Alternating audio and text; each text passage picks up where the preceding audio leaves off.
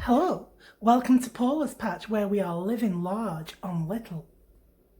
And today we're going to be making bread, the staff of life.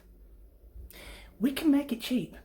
We can live large on little. Welcome to Paula's Patch, where we do preserving, pickling, and now we're going to be making bread, or really anything that we can do from scratch that's going to be cheaper than getting it from the shops as it's made. I mean, we're all living in this COVID lockdown everywhere in the world. Everybody copes different ways. I used to work in travel, so my job doesn't exist anymore. So this is how I fill my time in. Now, I'm going to be making a really simple bread recipe today. It makes around 8 baps, oven bottoms, tea cakes, bread rolls. Wherever you come from, it's the same thing. What you will need, and I pick things like this up from op shops, right, is a rolling pin. It's a good idea if you've got some measuring spoons. A scraper, but you can use a knife or anything like that. We need some flour, we need some yeast, we need some olive oil, we need some salt. First of all, you need to make sure that your water is at a very sort of just above room temperature hotness. You don't want it too hot because it'll kill the yeast. But I've got 2 cups of water here, and I'm going to add a tablespoon and a little bit of yeast to the water. I'm going to do that first because the yeast can then bubble and integrate with the water. So 1 tablespoon and a half goes into the water.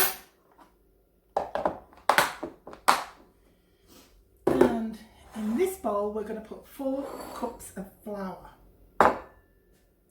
It's also a good idea to have these like middle measuring cups, and honestly, you can just go to any op shop, you'll find all these kinds of things for next to nothing. It doesn't matter if it doesn't match, as long as you've got the tools for the job, tools for the trade. So, I'm using what Americans refer to as all-purpose flour. I call it plain white flour. That's been sifted 3 or 4 times. So that's 1,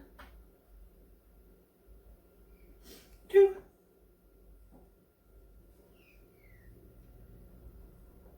3,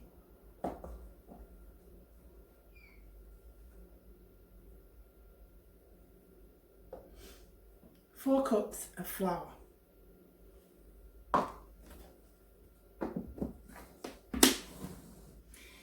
In the middle of the flour, you can make a little well, like that with your hands. And with your tablespoon measurer, we're going to be putting 4 tablespoons of olive oil.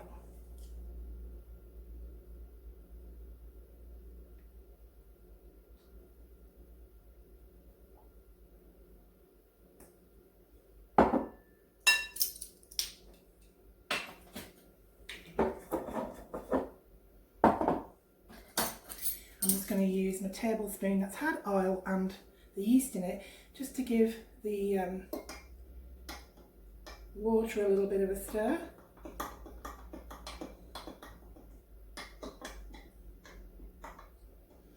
And we're just going to give that yeast just a couple of minutes to start its bubbling reaction. You need it to like have a little bit of a bubble. Okay, the yeast has started to foam. It's been in here for about 5 minutes now, if you can just see. And we just pour the 2 cups straight in to the middle in the well. Make sure all the yeast has gone in with the water. And we're just going to put a little bit of salt in. There's no fat apart from the oil in this recipe or any milk. So I'm just going to put a bit of a pinch of salt in. It's truly down to taste, and then give it a stir until it forms a bit of a dough. So I go around the outside first with a spoon and form it into a dough in which we're going to be able to handle with one hand, you can take it out before we start to knead it. And just scrape the flour away off your spoon so you get lots and lots of, you don't want to waste any of it. Don't waste any of it. So before I start to handle that, it might be a good idea to put a bit of flour on my work surface here so that I can knead.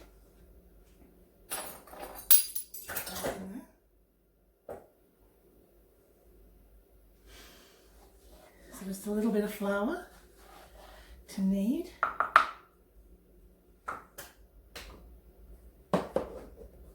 And if you know your dough is a little bit wet, that's a good thing because it becomes more and more elasticated as you knead it.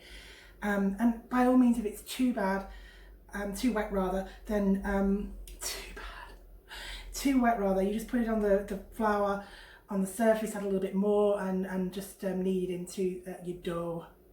And we're going to knead this for 10 minuets.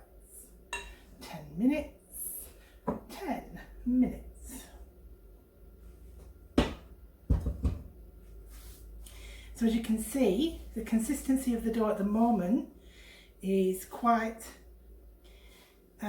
wet, but the more you start to knead, the more elasticated it's going to become. So I tend to put a timer on the oven because I'm rubbish. I sing to myself, and I don't know if I've been kneading for 5, 10 or sometimes 20 minutes, but 10 minutes is all you need.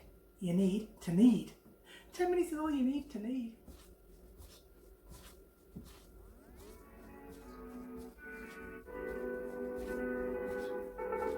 Oh, 1 mile in fog patches and showers early Friday, but improving to greater than 6 miles on Friday morning.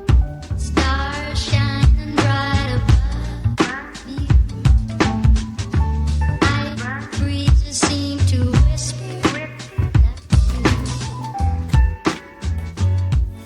You're going to want your bowl of dough to look something like that when you finish kneading it. So as you can see, by this time all the flour has pretty much been absorbed by the dough, and it's nice and elasticated. This is Farmhouse Barbie. Live, love, farm is her motto. She has it on her t-shirt. Now, Barbie, can you tell me if this feels good or not? Oh yeah, feels great. Oh yeah, nice and elasticated. Cigarette, you haven't called me yet. Oh, you caught me singing when I was doing this. Well, we're getting to that stage where it's nice, as you know. My friend Barbie, who's into farming, she did the elasticated test for me, and it passed with glowing colours. So what I do now is I'm just going to weigh the dough, and it's just over 1 kilo, which is 1,000 grams. So what we want to do now is divide that into 8 sections, and a really easy way to do it is to use a rolling pin. So you get it into sort of a round flat shape like so, and give it a roll out.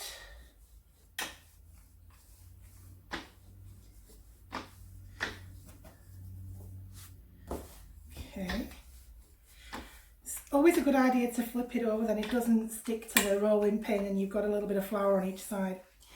This is not an exact science because you're going to be weighing it, and 8 pieces from a kilo of dough is around 125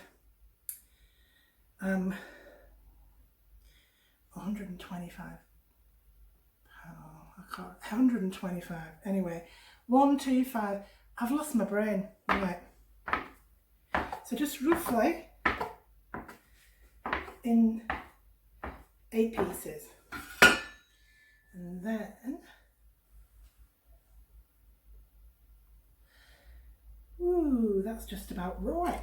And then what we do is we roll it into a little bowl like this. See how I've pinched it in the middle like a Chinese dumpling there? And what you do is you just take both your hands and gently, don't squish it, gently roll it like that so it's nice, round, flat shape, like so. And you're gonna leave it to rise for an hour, and then we're going to bake it. So we don't need to let it rise for several times, so it's not going to take forever. Now I've I've got an oven dish that's out on the cooker. I'll just get it. Like a tray, and I've just sprayed it with a little bit of olive oil, and that's to stop the bread from sticking. I'm just going to place each roll on there.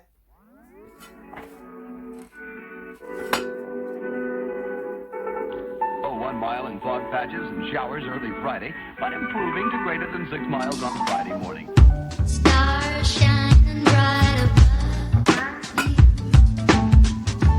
Night breezes seem to whisper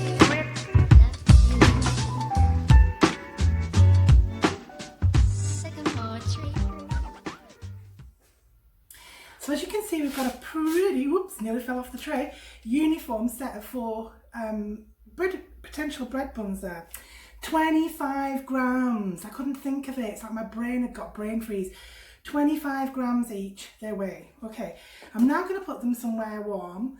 What I tend to do if the day's a little bit cold like it is today for Brisbane, I know you UK people, it's not cold as far as you're concerned, but as far as we're concerned, 10 degrees is cold. Anyway, I'm going to put these on the oven top. I've sort of put a couple of elements on, then turned them off, so there's a bit of a heat thing going on. And I'm going to cover them with a clean tea towel, and we're going to leave them there. You've had them underneath your clean tea towel for an hour. Your baps, since you've weighed them all out to equal weights, should look very similar to this.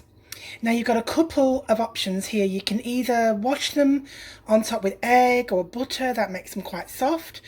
Even water if you want a nice crusty top, and to sprinkle some seeds on, but I'm just going to leave them plain like this so we can use them for sandwiches and burgers. So this is what the bread looks like once you've taken it out of the oven. I bake it on the 200 mark on an electric oven for around 35 minutes. Oh my God, smell-o-vision. Oh, it smells delicious. I popped them in this nice plate that I got from an op shop, which is a nice Italian bowl that I usually put pasta in, just to give you an idea of how nice they can look. So you can live really well on very little. You can use what's in your cupboard. You can use the cheapest available products when you go out shopping. Support your local green grocer, or if you live near a farmer, try and do a deal with them so you can make things in bulk. This is what this channel's all about.